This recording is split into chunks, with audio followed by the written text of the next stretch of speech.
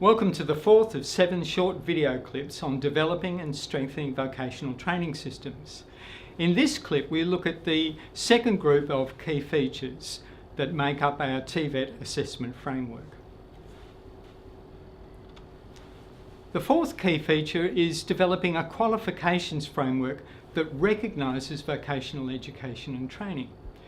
In many countries there are quite often two quite separate qualifications frameworks with very little movement between the two.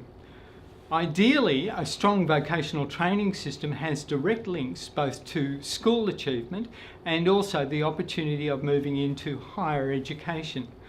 So what a qualifications framework should look like is one that allows easy access and movement between school, vocational training and higher education. And equally, there should be the opportunity for those that have completed a higher education qualification to come back to the TVET system and gain specific skills for particular jobs or occupations. So the clear pathways is a critical element of a strong vocational training system. The fifth area is to have quality institutions. No matter how good the policies are and the documents, if you don't have really high quality education institutions or employer groups delivering quality training, then the system will not work. So what makes a quality institution?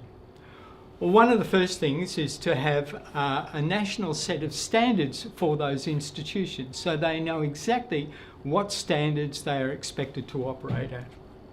And this is particularly important for those that are issuing national qualifications or gaining access to government funding.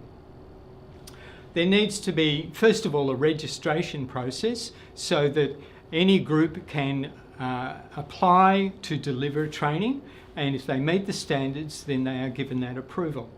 And this approval will include not just the fact that they can deliver qualifications, but which type of qualifications and at what level. The next part of that is to ensure that there's ongoing regulation so that the training institutions haven't just met the initial standards but continue to meet those standards and ideally to continuously improve. Finally, there needs to be a national system of collecting data. This is critical for understanding whether the system is actually delivering what it promises. So the collection of data on outcomes and achievement about those who are accessing the training are really important to ensure that you've got a strong vocational training system which is inclusive, which is equitable and is meeting the needs of the workforce. The final area of our framework relates to delivery and assessment. The first part of this is to ensure that you have people who are delivering the training have some kind of industry experience.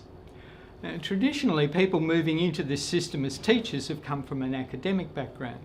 It's really important that our teachers in vocational training have direct experience in the workplace.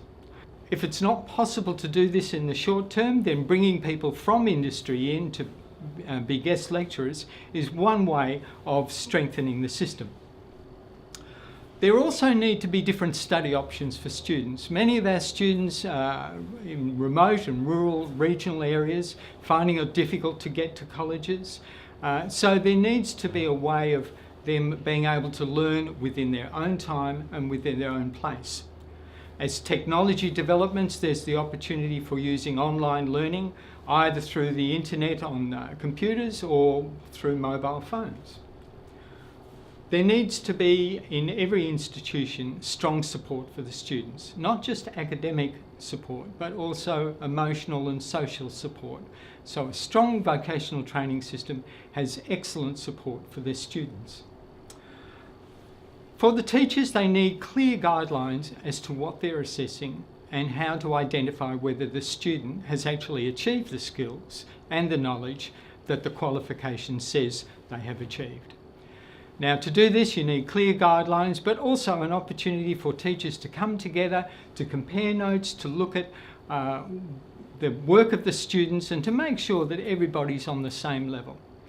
there's also an opportunity for employers to participate in this, for them to give feedback and say, yes, the students that appeared in our workplace with your qualification actually do meet the standards that we require for work. So they are the 6 key features that make up our TVET assessment framework.